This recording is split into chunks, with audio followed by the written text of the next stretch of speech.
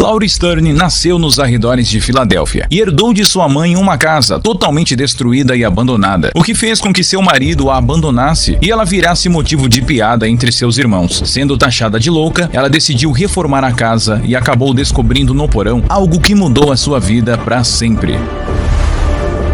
Laura Stern cresceu em uma casa pitoresca na beira de uma estradinha vicinal. Seu pai, Stephen Stern, era funcionário de uma pequena consultora financeira, mas morreu muito jovem, vítima de um ataque cardíaco fulminante numa manhã de sexta-feira enquanto trabalhava. Foi um choque para toda a família. Stephen deixou sua esposa, Denise Stern, sozinha para criar os 3 filhos. Além de Laura, tinham os filhos Jack, o mais velho, e Cynthia, a mais nova, de 5 anos. Como o trágico incidente ocorreu enquanto ele estava cumprindo seu dever, a família Stern recebeu um seguro de vida generoso da empresa de consultoria. Com esse dinheiro, a família não tinha uma vida de grandes luxos, mas garantiu uma estabilidade financeira pelo resto da sofrida vida da esposa de Stephen. Nessa época, Denise Stern trabalhava em uma galeria de arte do subúrbio. Seu salário, junto com o dinheiro do seguro de vida do falecido marido, permitiria que ela criasse os filhos sem grandes apertos econômicos. Até esse momento, a família vivia numa casa confortável construída por Stephen e Denise quando ainda eram noivos. A casa